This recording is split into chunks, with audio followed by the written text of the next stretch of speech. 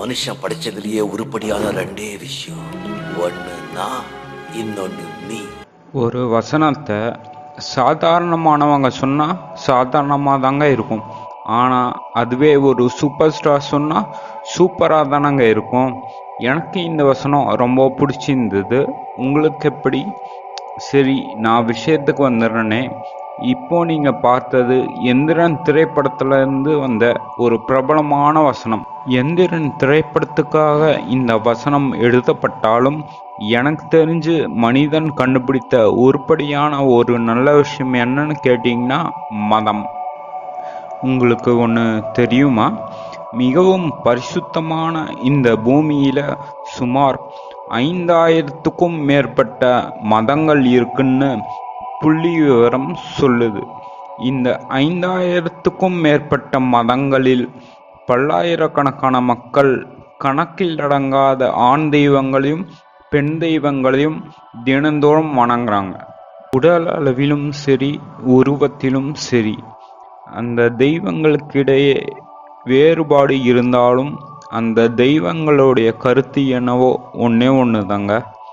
அன்பு மட்டுமே இந்த உலகில் நிலையானது, இன்றியமையானது, எங்கும் நிறைந்திருப்பு. அன்பு மட்டும் இல்லைங்க, தினசரி வாழ்க்கைய நாம நல்லபடியா சமாளிக்க கடவுள் வழிபாடு எப்படி உந்து சக்தியா, அதாவது மோட்டிவேஷனா இருக்குன்னு நாம இப்போ பார்க்கலாமா?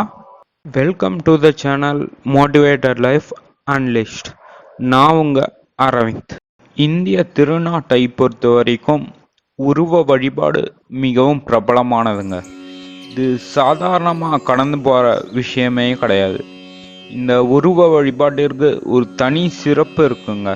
அது என்னன்னு கேட்டிங்கன்னா, நேர்மறை எண்ணங்களின் முழு வடிவமாகத்தான் இந்த உருவ வழிபாட்டை மக்கள் பார்க்குறாங்கன்னு சொல்லலாம்.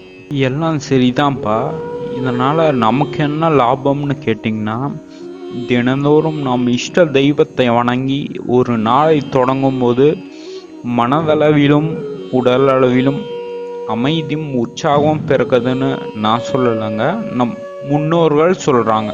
உடற்பயிற்சி செய்கிறதால நம்ம உடம்பு பலமாகுதுலங்க.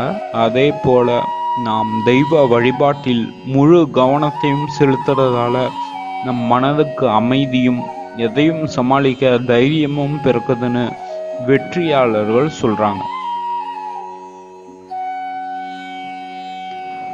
தெய்வ வழிபாட்டின் அவசியத்தை பற்றி இப்போ நம்ம பார்த்தோம்.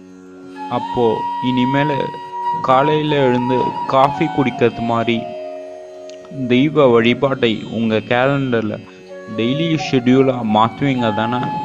சரி, இப்போ எனக்கு பிடித்த தெய்வத்தை பற்றி ஒரு சில வரிகள் பார்க்கலாமா? இந்து மதத்தில் மும்மூர்த்திகள் யார் யாருன்னு உங்களுக்கெல்லாம் தெரிஞ்சிருக்கும்.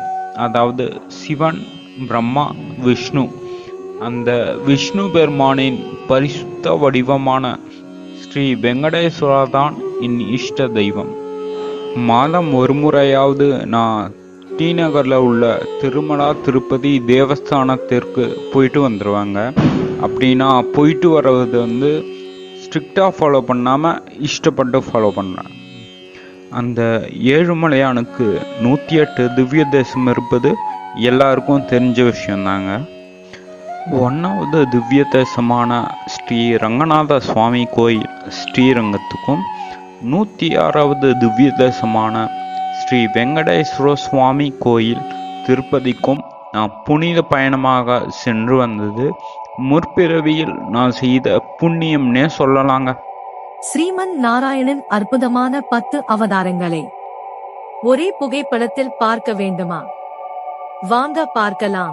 ஸ்ரீ ஹரி ஹரி ஸ்ரீ ஹரி